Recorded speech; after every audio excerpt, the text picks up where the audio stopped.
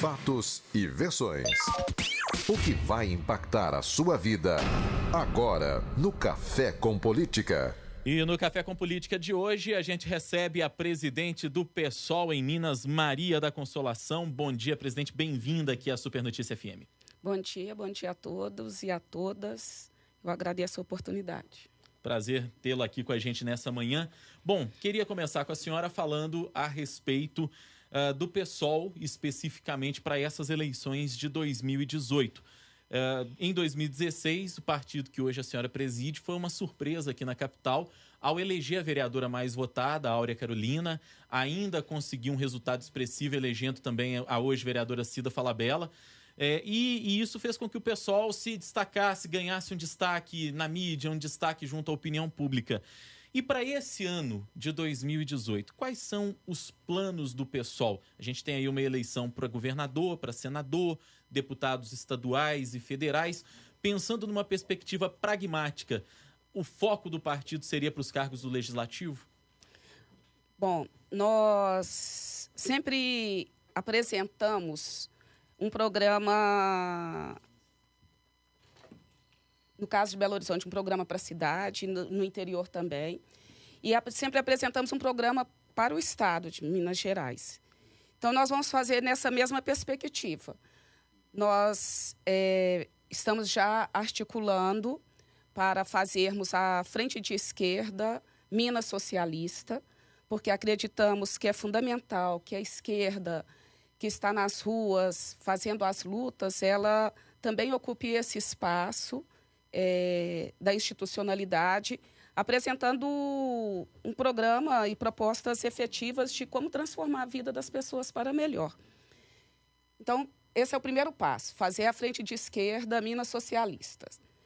E, na frente de esquerda, reproduzir o que nós fizemos aqui em Belo Horizonte, construirmos, apresentarmos as nossas candidaturas, pré-candidaturas ao governo, ao Senado e a deputados e deputadas estaduais e federais.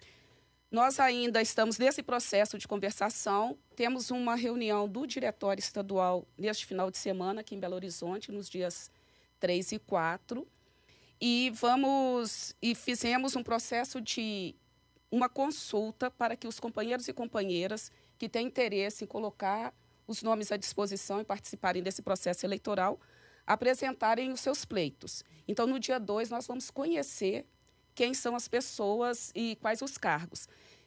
E se tivermos mais de uma pré-candidatura ao cargo de governo e ao cargo de Senado, nós vamos fazer igual fizemos em Belo Horizonte, um processo de prévias, com debates públicos e a construção desse programa coletivamente com os partidos da frente de esquerda e com os movimentos sociais. Você pretende ser candidata à Consolação nessa eleição? Nós estamos discutindo com todos os nossos companheiros e companheiras que participaram do processo eleitoral de apresentar pré-candidatura e quais os cargos que nós vamos estar apresentando. Nós temos feito um debate de apresentar o meu nome como pré-candidata a deputada federal, deputado estadual. Estamos fechando esse processo de discussão nesse momento que vamos fazer a discussão do Diretório Estadual. E no caso do governo do estado e ao Senado, né? O partido tem essa pretensão, como a senhora disse, de lançar candidatos para esses cargos majoritários. Hoje, mesmo ainda antes disso ser definido, mas quem é que desponta no PSOL para essas candidaturas, para essa disputa? Rodrigo, como nós temos o processo e que vai ser consolidado dia 2, que é amanhã, aí não tem como eu já, aqui nesse momento, dizer um ou outro nome, porque tem o prazo ainda para as pessoas, as companheiras e os companheiros apresentarem. Então, nós estamos discutindo de ter, nessa composição da frente de esquerda Minas Socialista, fazer um debate, da mesma forma que fizemos em Belo Horizonte, de ter nomes pré-candidatura, né, ao cargo majoritário do PSOL. Vamos fazer esse processo de conversação e a vice-governador, vice-governadora, e da mesma forma que os cargos, que são 2 cargos para o Senado, né? E como que a gente discute isso, sendo pré-candidatura do PSOL, pré-candidatura de algum dos outros partidos da frente de esquerda. Nós já estamos conversando, já conversamos com o PCB, que demonstrou interesse junto conosco de repetirmos esse processo que foi bem sucedido, e justamente por isso que nós tivemos sucesso em Belo Horizonte. Nós viemos de um processo de construção coletiva, né? Tendo a capacidade de unir as forças que fazem as lutas dentro da cidade. Estamos agendando uma conversa com os companheiros e companheiras do PSTU. Estamos discutindo com a Unidade Popular pelo Socialismo, marcando também com as brigadas populares, e os movimentos sociais, que foram essas forças que se uniram para dar esse salto de qualidade e de representatividade dentro de Belo Horizonte. Pois é, a senhora está falando aí a respeito dessa frente de esquerda, e uma crítica que recorrentemente especialistas fazem é justamente essa divisão que existe na esquerda, né? Historicamente, nas últimas eleições, a esquerda brasileira vem se apresentando com vários partidos, mas longe de ter uma unidade, talvez uma candidatura que fosse até, repito, do ponto de vista pragmático, mais efetiva, com chances mais reais de eleger representação parlamentar, de eleger, quem sabe alguém até para um cargo majoritário. Como é que está essa conversação hoje? De fato, existe essa perspectiva de uma aliança das forças de esquerda ou continua cada um remando para um lado? Nós estamos construindo a frente de esquerda Minas Socialista. Mas aí é porque vai entrar num debate de qual é esse campo, né? Então, nós temos uma definição do nosso partido, que a gente disse da esquerda que não se vende, que não se rende, e de como nesse processo de construção no Brasil, de alternativas, nós vivemos um momento em que a perspectiva de conciliação de classes, ela demonstrou que ela é fadada ao fracasso, né? E, do outro lado, nós vivemos um momento onde o grande capital, né, ele vem com toda a força contra a população, para a retirada de direitos. Nós temos um país onde 6 homens, eles têm a mesma riqueza que 100 milhões de pessoas no nosso país. 6 homens têm a mesma riqueza que metade da população. E eles hoje fazem, a partir do golpe jurídico, midiático, parlamentar, esse golpe, ele vem com um governo que vocês, né, tanto você, Rodrigo, quanto o Delmo, vocês estavam colocando aqui qual que é a pesquisa em relação ao governo Temer. É um governo que não tem nenhum apoio popular, mas tem apoio do grande capital. E vem com tudo para a retirada de direitos. Então, nesse momento, nós queremos fazer um debate com a população e estar organizando não só o processo eleitoral, mas organizando a nossa resistência. Nós temos agora o dia 19 de fevereiro, marcado um Dia Nacional de Luta, para irmos às ruas para impedir a reforma da Previdência. Ela não foi aprovada até esse momento no Brasil, porque nós conseguimos fazer essa resistência. Ano passado nós fizemos muita resistência, né? Nós ocupamos as ruas, fizemos uma greve geral fortíssima e conseguimos barrar. Então, nós temos que ir para as ruas, barrar essa reforma, impedir que esse governo retire os nossos direitos, impedir o processo de privatização que está em curso. Vocês acompanharam no Fórum de Davos a reunião secreta do Temer com o dono da Nestlé para discutir a privatização da água.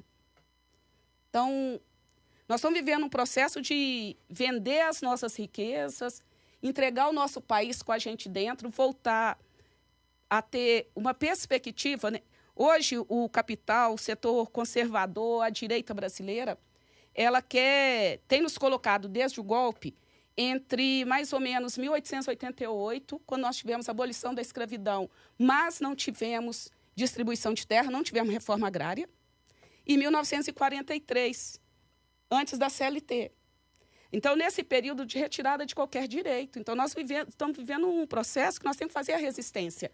E o momento eleitoral também é para fazer esse debate, não é para discutir as eleições, apresentar um projeto de país que tenha uma perspectiva de desenvolvimento, que é um desenvolvimento que integre todas as pessoas e garanta vida digna para todas as pessoas. Agora, Consolação, para que o partido consiga, a frente de esquerda, na verdade, consiga fazer tudo isso que a senhora está falando aí, é necessário conseguir atravessar, passar pela cláusula de barreira, que é fato que vai fazer a diferença em muitos partidos nas próximas eleições. Essa é uma pergunta também do nosso ouvinte, o Douglas de Santa Luzia, né? Ele está nos perguntando aqui pelo WhatsApp se essa é uma preocupação do PSOL. Eu acredito que sim, a senhora pode confirmar.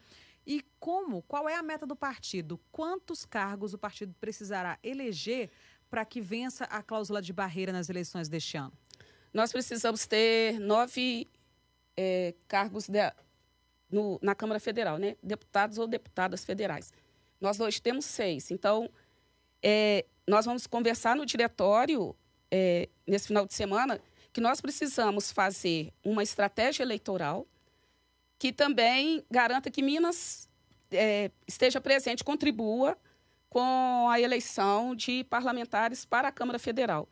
E queremos conversar com a população o seguinte: olha, hoje quem está lá representando não está nos representando.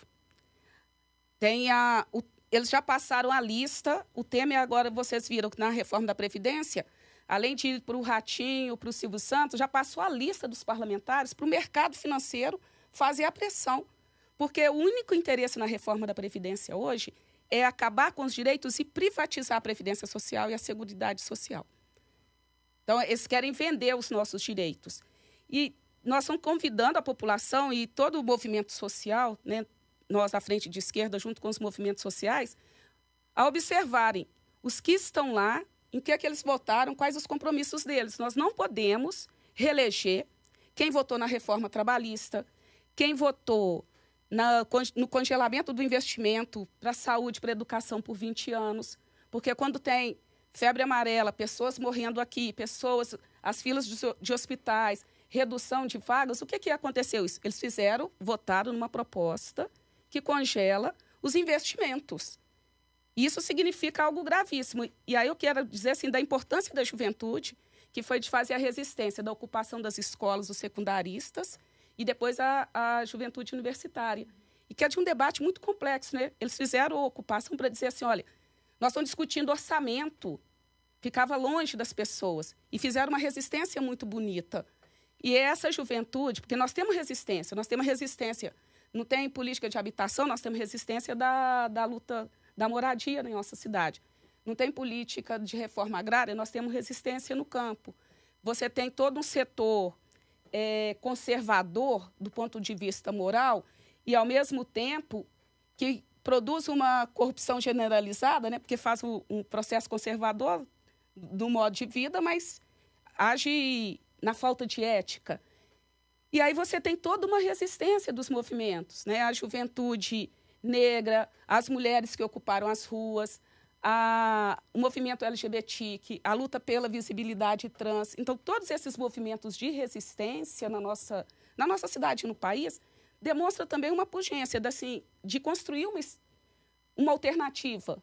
Nós queremos apresentar e fazemos parte dessas pessoas que estão construindo uma alternativa para o país. Então, nós não queremos falar assim, está difícil, mas a gente está vivo, a gente está na rua, a gente está fazendo resistência e a gente vai persistir, porque a vitória é nossa. Né? Nesse momento está pesado, mas a vitória é nossa e a gente não vai sair da rua, a gente não vai desistir. Certamente, para conseguir passar relativamente bem por essa questão da cláusula de barreira levantada pelo nosso ouvinte, que a Delma trouxe para a gente, um dos meios é ter também candidaturas majoritárias, porque isso reforça o nome do partido. A senhora falava da intenção do PSOL de ter candidato ao governo de Minas, de ter candidato ao Senado, e a gente tem visto aí nas últimas semanas também o nome do Guilherme Boulos, que é líder do Movimento dos Trabalhadores Sem Teto, como um possível candidato à presidência da República pelo PSOL. Eu queria saber da senhora, enquanto presidente do partido em Minas, como é que a senhora vê essa articulação para que ele seja candidato a presidente e como é que a senhora avalia o nome dele efetivamente como candidato? Então, nós temos hoje o nome do PSOL para a presidência da República, a pré-candidatura vai ser definida no dia 10 de março na nossa conferência. Isso foi retirado do Congresso. Nós temos 4 pré-candidaturas internas dentro do PSOL, a Sônia Boni Guajajaras, o Nildo Oriques, Hamilton Assis e o Plínio Júnior. E temos o debate sobre o Boulos, que até esse momento que nós estamos falando aqui ainda não está afiliado ao PSOL. Então, o que nós estamos organizando dentro do partido é abrir um processo de debate sobre as pré-candidaturas. Então, esse debate está sendo feito com a base do partido e nós tem setores, tem também o processo de conversação com o Boulos, dele vir se filiar e participar desse processo de discussão, e que nós estamos, nesse processo das pré-candidaturas, discutindo uma proposta, um projeto para o país. Um projeto para o país que tenha uma outra perspectiva de desenvolvimento, que não pode ser uma perspectiva de destruir as nossas florestas, de acabar com a água, né? Porque quando fala de desenvolvimento, as pessoas só pensam num progresso, mas um progresso que hoje o próprio relatório lá de Davos já mostra a catástrofe que nós estamos vivendo. Nós queremos um projeto que as pessoas tenham a participação efetiva na política, que tenha democratização e que façamos uma discussão sobre a vida cotidiana. Nós não podemos mais aceitar simplesmente as ocupações das nossas comunidades, das vilas, nas periferias, como nós temos visto com muito mais força no estado do Rio de Janeiro. Mas eu vou insistir na pergunta, peço até desculpas por interrompê-la. Na opinião da senhora, o nome de Guilherme Boulos é um nome de fato competitivo? Seria uma boa alternativa para o pessoal? Olha, eu vou te dizer assim, eu posso dizer que o Boulos é um militante importante na luta social, mas eu, como presidenta do partido, eu fico mais à vontade de dizer das candidaturas que já são filiadas, as pré-candidaturas do partido. Mas ele é um nome importante na conjuntura, tem uma luta social importante, da mesma forma que a Sônia tem uma luta importante da questão dos povos originários, é uma mulher indígena, tem uma luta importante, o Hamilton na luta do combate ao racismo, né? O Plínio, que tem também uma trajetória, o Plínio Júnior, que tem uma trajetória também da esquerda brasileira. E nós estamos abertos a esse debate, esperando que a gente possa fazer, que o Boulos ele faça a sua opção de filiar o PSOL e participe desse debate conosco, porque ele é um nome importante na conjuntura. E como é que vocês pretendem, por exemplo, levar o programa do partido? A gente recebeu aqui no último sábado, por exemplo, a Marina Silva, que é pré-candidata pela Rede à presidência da República, e ela falava que, se eu não me engano, ela vai ter só 12 segundos para falar sobre as propostas dela no ar. Quer dizer, isso reflete uma situação de outros partidos também, como o PSOL. O pouco tempo que tem, as plataformas para poder apresentar os seus projetos, os seus programas. Como é que o partido pretende chegar ao eleitorado nessa eleição? Não, nós temos as redes sociais e temos o nosso corpo a corpo. Por isso, quando nós falamos que, havendo mais de uma pré-candidatura em Minas para majoritário, nós vamos fazer as prévias, da mesma forma que fizemos em Belo Horizonte, com consultas públicas, conversar nos locais de trabalho, fazer essa discussão de organização. Porque a partir do momento que nós estamos nas ruas, junto com as pessoas, lutando por direitos, nós já estamos ajudando a construir uma organização social e apresentando as nossas propostas junto. Então, é um movimento que ele tem que ser articulado. Não tem como você apresentar uma proposta de mudanças no país que essas propostas exigem participação popular se nós não tivermos, ao mesmo tempo, organizando as pessoas para elas terem o protagonismo na alteração da conjuntura, porque somos nós que vamos fazer a transformação. Se a gente esperar o andar de cima, eles não querem permitir nada. Então, somos nós que temos que nos organizar aqui, e essas organizações, essas resistências têm acontecido. É continuar fazendo o que nós temos feito, participando das lutas sociais, conversando com as pessoas e convidando, né? Vocês aí que estão ouvindo, vocês querem a transformação, vamos manter a esperança, porque o que nos move somos nós que vamos fazer, somos nós por nós. E vamos junto, conversar com cada pessoa dentro de casa, no local de trabalho, no local de estudo, porque nós temos o poder em nossas mãos de transformar a vida, transformar a realidade, e fazendo luta. E aí já chamando todo mundo para o dia 19, paralisar as atividades, participar dos atos E no dia 8 de março, também fazemos uma grande manifestação das mulheres de protesto, porque nós queremos um país com direitos, vida com dignidade para todas as pessoas na diversidade humana. Maria da Consolação, presidente do PSOL de Minas Gerais, foi a nossa convidada de hoje aqui no Café com Política. Gostaria de agradecer pela sua presença, pela sua entrevista aqui, pela fala com o ouvinte da Super Notícia FM. Eu que agradeço a vocês. Delmi Rodrigues e a você que acompanhou.